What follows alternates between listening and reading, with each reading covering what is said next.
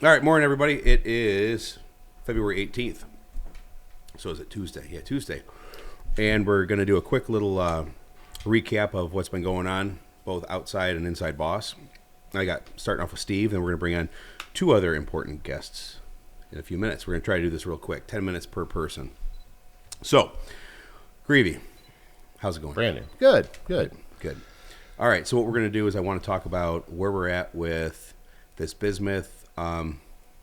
We could call it a supply shortage because nothing's leaving China. We can do like the quick rundown on where that's at. So I'll fill in what I know, then you fill in the gaps. And you're keeping tabs on this daily, right? Yeah, I just had a call this morning with our supplier. All right, so here's what we know. 80 to 90% of the world's bismuth supply comes from China. Yep. Historically, we were buying material. We're now on our second material vendor. We've been with them since 2019. Yes. Yep. 19. Second half of 19. At that time, we were getting material from probably 3 different sources in China. One of them was in Korea. Right. And then, over time, we ended up getting metal from like 1 or 2 sources in China and no Korea. And I recall this would be like in maybe 21. I asked why they weren't sending us the Korea metal, and it was because when China would raise their prices, then Korea would raise theirs because the metals trade on a secondary market. So it's kind of like controlled by whoever has the most. Exactly. So China's been our single supplier through our distributor since 22. Yep. Right. Yep. So we all know early in January, before Trump got inaugurated, prices went up 40%. Right. And we still had a small amount of material that was consigned at the previous price. Then there was a little bit more metal at the high price. Right, exactly. Then there was, what was this, a week and a half ago? 2 weeks ago today, I believe. Maybe it was the 4th. Yeah. Yeah, 2 weeks ago today, China put the brakes on exporting a bunch of metals, one of which was bismuth. Exactly. All right. Exactly. So you take it from here. What happened with that? Well, as it stands right now, so they put the export controls in place the 4th as of right now. So we've secured, about half a year's worth of supply. Okay. We've already got that locked down. As moving forward, there's still no movement. There's nobody that's released any material to the market yet. In my conversation with our supplier this morning, he said he's confident that we will start to see metal become available. What he doesn't know is at what price. We already saw a 40% increase before the export controls went into place. Right now there's no word within that market as to where that top is going to be once they start releasing material. And nothing out of Korea. What do they have with Korea? With Korea, so they are working. They've already got a relationship with the Korean manufacturers, so they're working on placing loads. But again, they're not releasing anything yet, just to see where they're waiting to see where the market's going to land. Exactly. Okay. Exactly. So that's where that's at. That kind of leads us into this tungsten thing. And yesterday we had our tungsten supplier here, and he kind of gave a little bit of a different perspective with the maybe pending, like what they're hearing in China. So it's like, do you believe what you hear in the U.S.? Do the Chinese believe what they hear in China? Right. And what was he saying? What was Henry saying? Well, so from an export controls, I mean that's not covered under the not tungsten, but his insight on bismuth. Oh, which I don't recall. Well, I thought you were going to pay closer attention than I was. So he was talking about how he thinks that the Chinese people believe that Biden was ganging up on China through all these other countries and alliances, like trying to poke China. And now their belief is that Trump wants to deal direct with China because he canceled the 25% tariffs in Canada, Mexico, and the 10% in China. So they're seeing that from the Chinese perspective as that being good for negotiations and relations with trade. So maybe the floodgates will open, maybe it won't, remains to be seen. For right now, we know that we've got roughly half a year's worth of our metal available in the pipeline.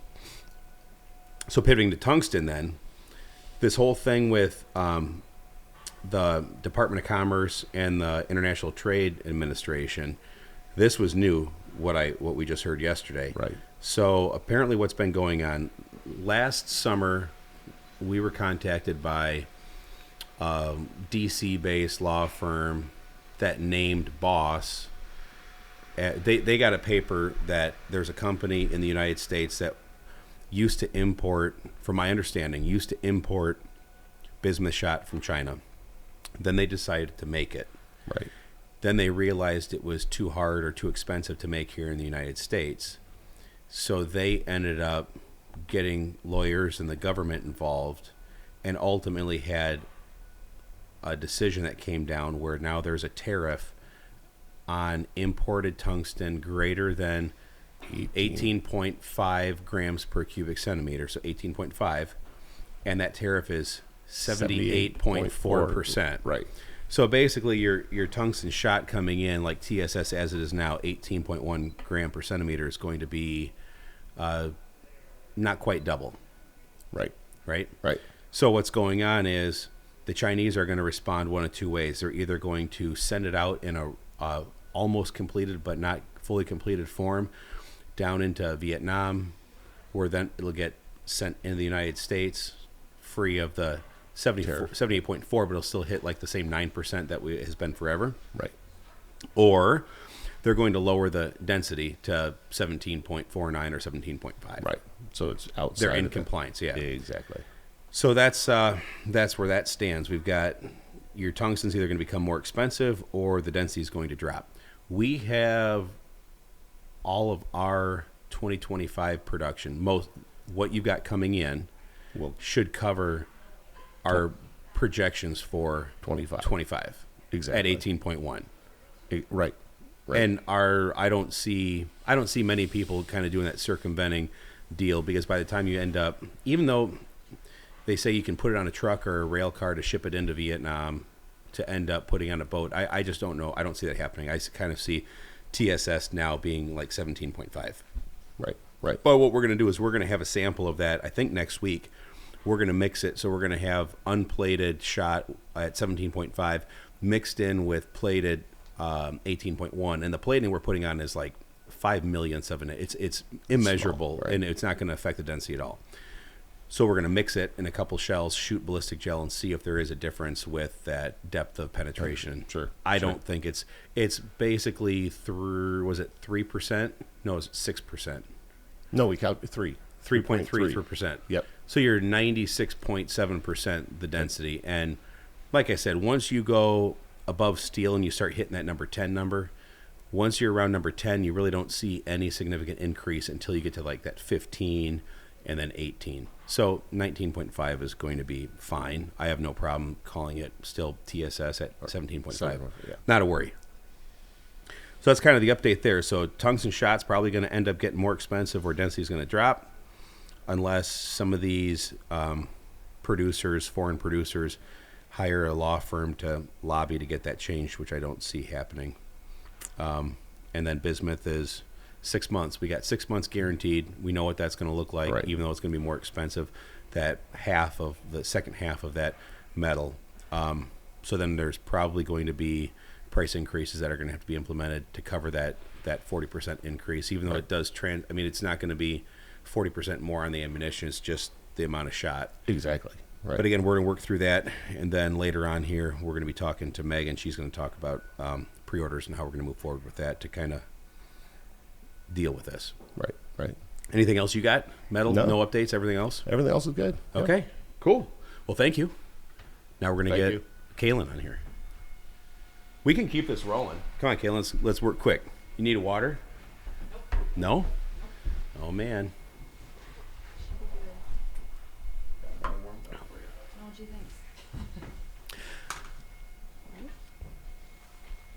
How many podcasts have you been on? This will be the first. The first time? First time. Well, welcome. Welcome to the show. Yeah. All right. So I didn't talk to you at all yesterday on purpose because I knew I was going to interview you. And I want to talk about NWTF, everything you saw. Let's talk about it. You guys went down on the show was last Wednesday, Thursday. No, it was Thursday, Friday, Saturday. Yeah. You guys left on Tuesday, so you had setup day on Wednesday. Yes. We had a broken TV, but we didn't find that out until the day of the show. Yep. Then got the TV working. How was it attendance? Were you there last year? Yes. Okay, attendance this year over last year. Same, less, more. I would say more. More people? More. Yeah. Definitely busier on Saturday. Saturday's wild, right? Yep. Crazy. Okay. People that came through the booth, how many of them knew about Boss? Oh boy, I would say Half? probably. There's still a contingent lot of of people people. that don't know about it. Yeah. Okay. What was everyone talking about? They come to the booth. What do they want to talk about? Honestly, I know it was on WTF, but a lot of people wanted to talk about the waterfowl loads. Do they really? Yeah. Yeah, we got a lot of questions about that, but even the turkey loads. I mean, the brand itself, a lot of people just don't know about us still, which is kind of I like that. yeah.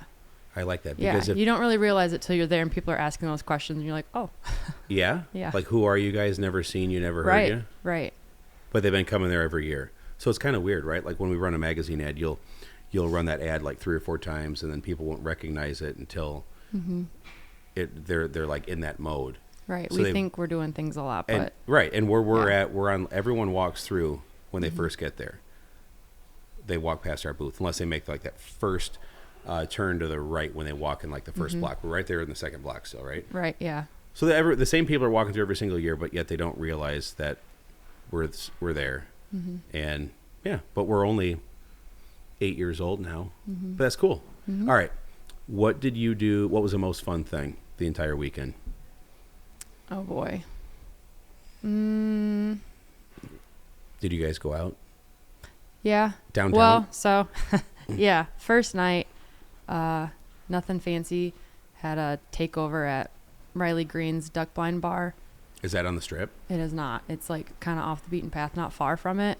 Okay. But we were hanging out first night. Went in early, maybe left like 9:30, 10. But yeah, so I was going up. Did you and A-Cart stay out late?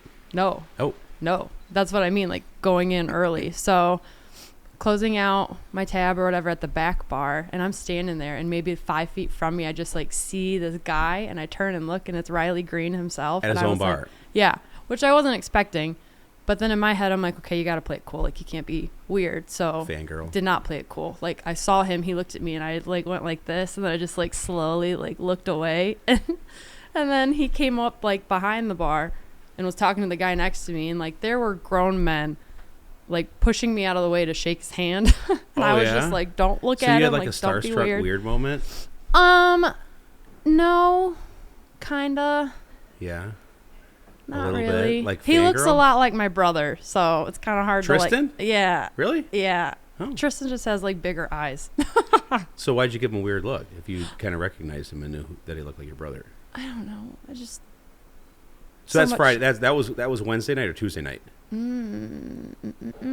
Wednesday night? All right. Then what did you do Thursday, Friday, Saturday? Oh boy, Thursday night. Did you go back down on Broadway? Maybe that was Thursday night.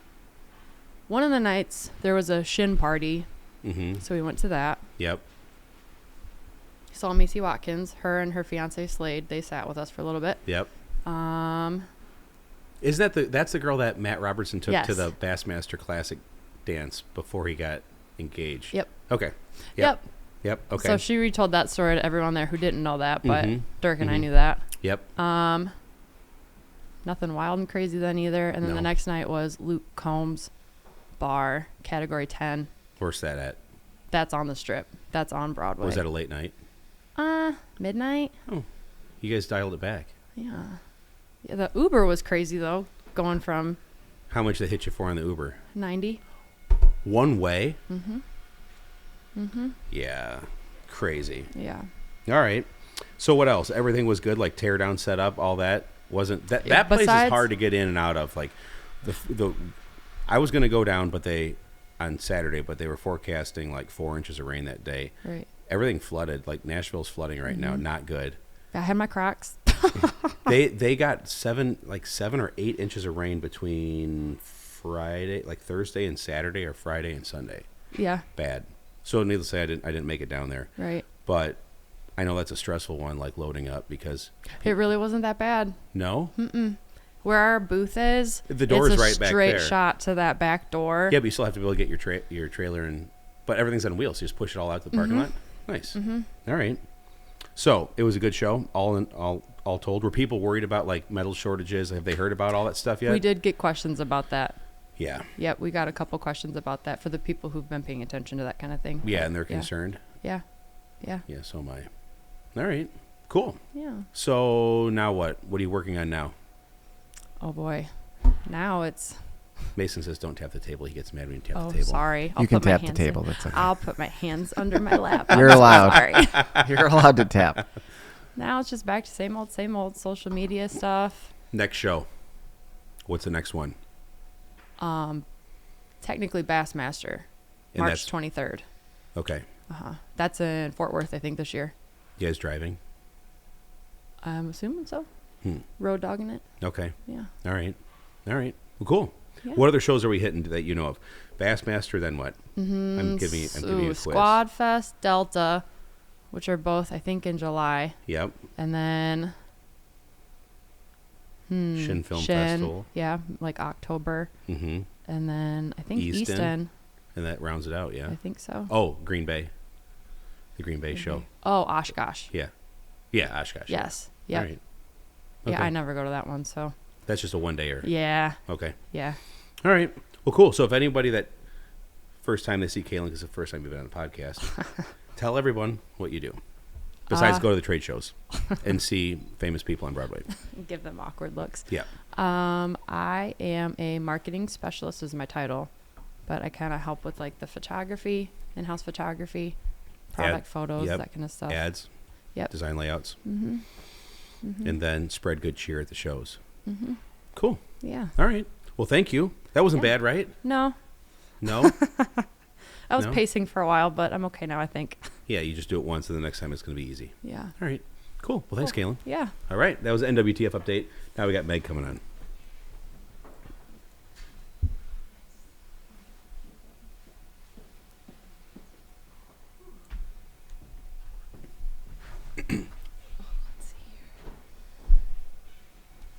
Hello. Hi, Meg. What's good? It's all good.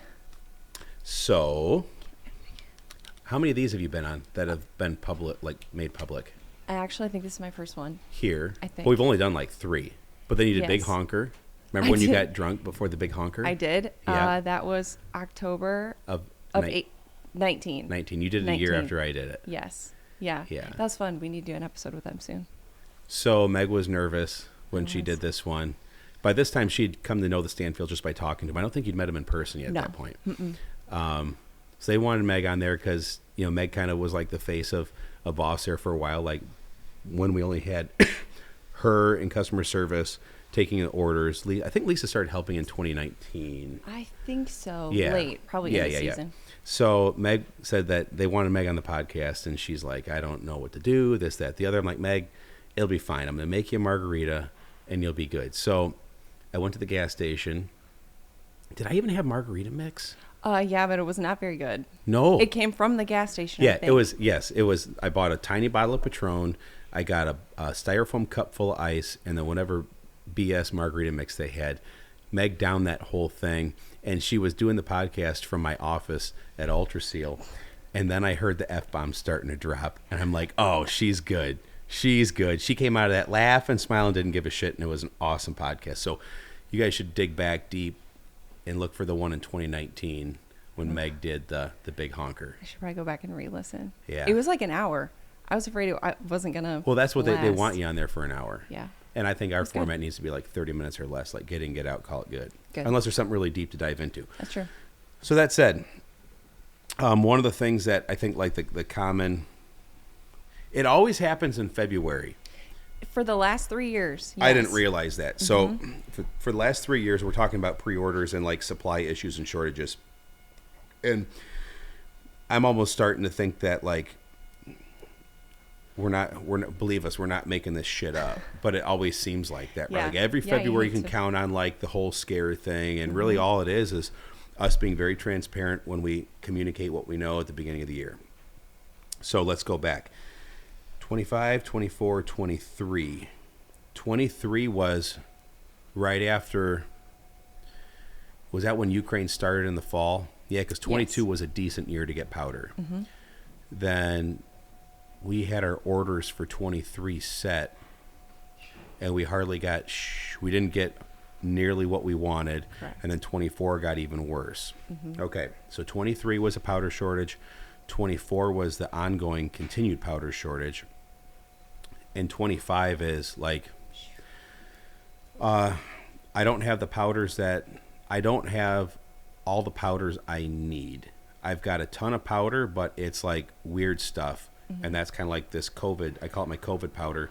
We were starting to stockpile stuff and get our hands on whatever we could.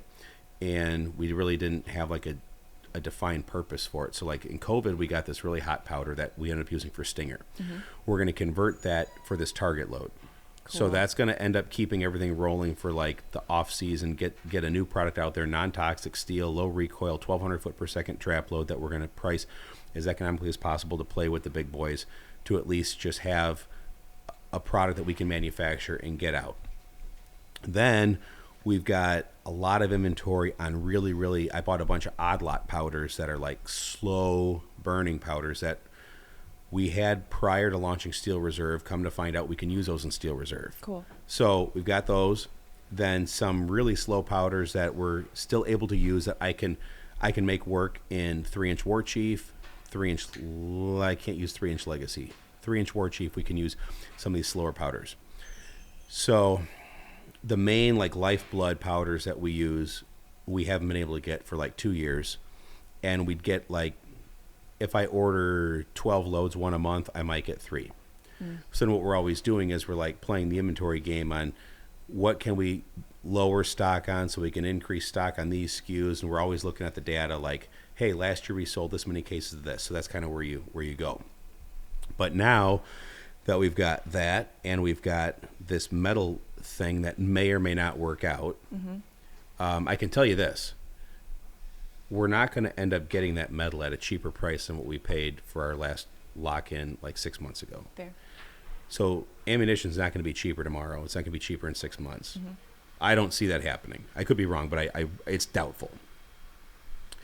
We know that it's the stuff later on. So like our 3-month supply is at a higher price. Yep. So what we wanted to do, managing the metal that we have, we only wanted to put in shells that people are going to want to buy. So we're talking pre-order again. Yes. Yes, we are. Yeah. We're still going to produce stuff if we have it available. We're going to be able to make Steel Reserve, no problem. We're going to be able to make tungsten, no problem. But the mainline product with bismuth is going to be a little bit of a challenge this year in the second half of the year, which really wouldn't hurt inventories. If no one bought anything and season started, it would be all of our like October on guys that we can't supply. Correct. Yeah. So pre-orders, how's that going to roll out? What did you come up with? So the way that those pre-orders are going to run, the Legacy and War Chief SKUs are all going to be open for pre-order. And basically we will manage the inventories on the backside. Our ultimate goal just being that our customers get what they want in time for season. So instead of, we can get as close as possible with the data and previous year's numbers, but the only real way to know what people want to shoot this year is if they reserve a case. So pre-orders will be open as early as this Friday, and then we'll run all the way until we have to do the price increase. So you're going to, so that could be a week, that could be a month. Correct. So, but it's not going to be like if you order it now, you don't get it till September.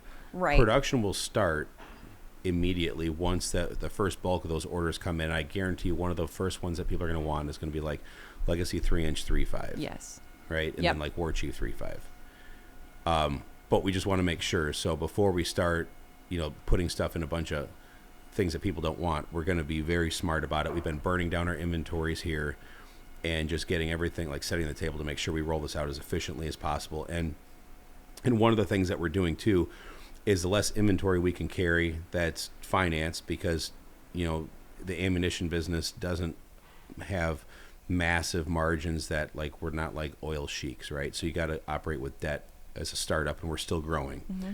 So by lowering the inventory we're carrying, that's going to create less interest expense with rates being rather high. Mm-hmm. That's one of the things we're doing to mitigate price increases. One of the other things too that we've been able to do is all of the powder that we've been able to accumulate that's going in these shells, that is the older powder, was acquired at a cheaper price. Lower rate. Mm-hmm. So we're doing everything we can to make this whole thing work and keep this ammunition as economical as possible. And the pre-order thing is another one of those maneuvers. So I don't think it's like I don't want to create panic buying, but I also don't want to set us up for like the girls in the office fielding a bunch of unhappy customers when we can't produce what people want because we're either tight on this or tight on that. Yes. So it's one thing. It's one thing if we can manage like a powder shortage, which we always were able to squeak out what we needed. It's just it sucks. But then when you have like two things going against you. Yeah. So yeah. I personally I see the powder thing probably being better by this time next year. I think we might even get a little bit more powder than we did last year. Okay. The metal thing, this could be transitory. It could be gone. I mean, it could change tomorrow. Okay. But for the time being, it's never going to be cheaper tomorrow. Mm-hmm. So might as well just like get what you need for the season. As much as I hate to say it. Yes, but so the goal is we're going to keep the pre-orders open. So you're thinking, I'm going to say it's not going to be more than a month. So that guys can get their split cases then, because we're not going to be running a ton of inventory. So you're not going to be able to be like August, I want a split case. Mm-hmm. You want a split case, do it on a pre-order. Stuff's going to start being manufactured right away. So guys are going to get some of their stuff within a week, depending on where that is with production schedules and velocities. With high runners come first. If it's more of a random thing, in 12 gauge it may take a little longer, but like 20 gauge, 28 gauge, you got dedicated lines for that. So that stuff will roll right away. So I don't see this being a order now and not get it till August. Correct. I hope everything gets fulfilled. Depends on how much gets ordered, but within a month to 2 months. Yes. Yep. And I think one of the other important things to add is some gauges that may not be coming back. So 10 gauge. We still have 10 gauge 1s and 2s, Correct. no 3.5s. Right. We're not going to retool for the low demand of a 3.5. And like, people may not like to hear this, but a 10 gauge gun shouldn't be used to be shooting like ducks. And 10 gauge is a goose gun.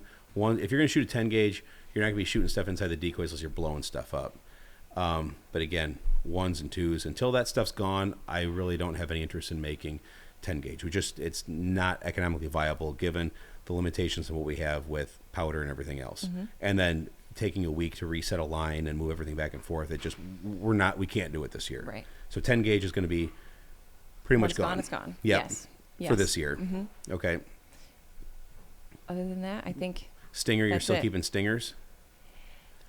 That's another Pre-order Stinger. Yes. But that product it hasn't been as popular because everything else has like grown so much. That was popular maybe 4 years ago when it came out. Yes. But everything else has grown so much more that it's such a low demand item. We're going to pivot and not carry as much inventory on Stingers. Correct.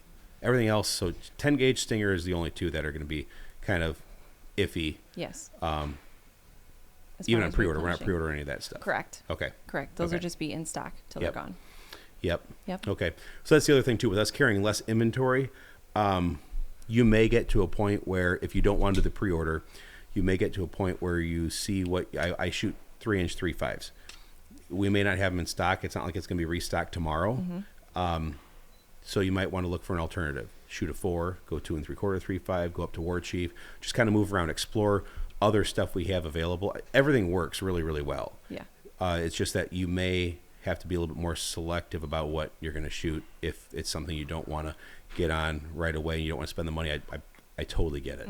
I totally get it. Like the last thing I want to do is manipulate the market and talk people into spending money that they don't have to, because that ultimately that flushes itself out, and we're not about that. Never have been.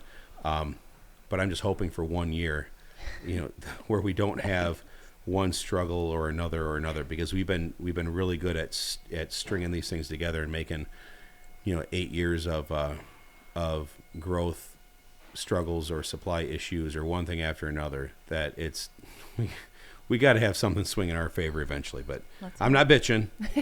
I'm not bitching. It's just it's business on a different level. So That's true. Yeah. That's true. What else? What's occupying most of your time? Marketing. Marketing. With the finite levels of materials that we have this year, I think it's giving us an opportunity to revisit some of the places where we've invested the bulk of our budgets. Mm-hmm. And so I think this year is going to be a little bit of a pivot, more internal rather than outsourcing. So I'm excited to see what that looks like. And what does that look like? Leaning on the people that we started with. Our team here is still comprised of a lot of the OGs. And so I think leveraging their experience in the business, and it being our 8th year with shit still going wrong and we're still full steam ahead. I think it'll be fun to leverage their experience and the things we've learned and come back out on top. Well, and the other thing too, like promoting products that are going to be scarce is like that's a tough thing too, because you still have to stay relevant. So when times are good, but at the same time, you don't want to be like a lot of these Instagram brands that like they promote the shit out of things, and you want to go buy it, and it's always out of stock. Yes. So it's a fine line you're walking. And I remember that being a big point of contention when we first started, and our stuff really was out of stock all the time. Mm-hmm. Even 3 seasons after that, customers were still, they'd come to the booth and they'd say, gosh, I wish I could get your stuff. It's out of stock all the time. But even it wasn't. if it wasn't. Yeah. So that it's was burned interesting in their how that memories. Perception. Yeah. Yeah. So that's what we're doing today. We're just kind of getting out in front of this, saying like, you are going to see stuff not in stock. And maybe we just as an aside, you take those items off. Mm-hmm. So it doesn't even show out of stock. It just doesn't show being available. So then, we don't get called and get yelled at. But the goal is, in a perfect world, we have enough inventory, enough powder, enough metal at an economical price that we can afford to build this stuff without these significant price increases. But with what we're saying, like Steve heard a number, and I don't even want to repeat it because it's disgusting. But at the same time, like I'm working things on the back channels through contacts I have that kind of get, I don't know if I can get things done, but we can get information in the hands of the right people that can make decisions and kind of move the needle if we need to. Mm-hmm. That said, you got people dying from fentanyl overdoses every single day. You got a bunch of people that are in this country illegally. You've got the country hemorrhaging cash when it comes to wasteful spending. Mm-hmm. So like this little shitty ammo company in Michigan isn't high on the list of people's priorities to address and fix. Right. Even though it's like the center of our world, Yep. it's low on everyone else's list of priorities.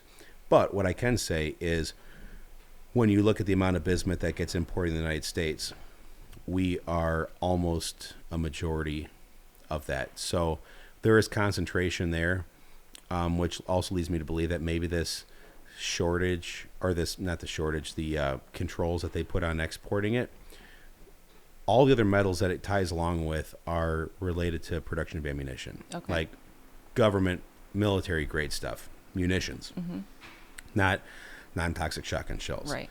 And I think if you were to ask me, I think that they probably know in China that this is going to ammunition, but maybe they don't realize that it's not going to the federal government or to fight wars. We're just trying to kill ducks and geese with it. Right.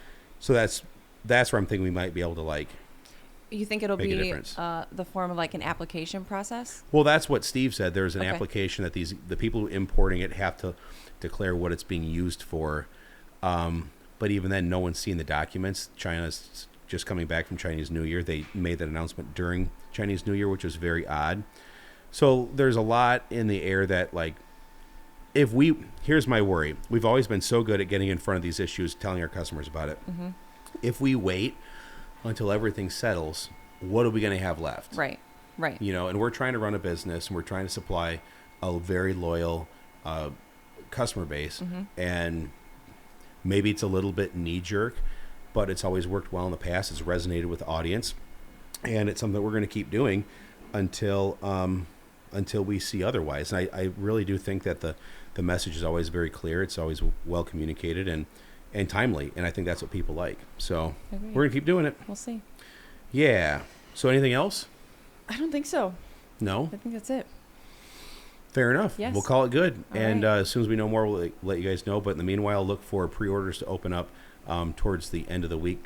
And good luck. Good luck. Us too. All right. See you guys. See ya.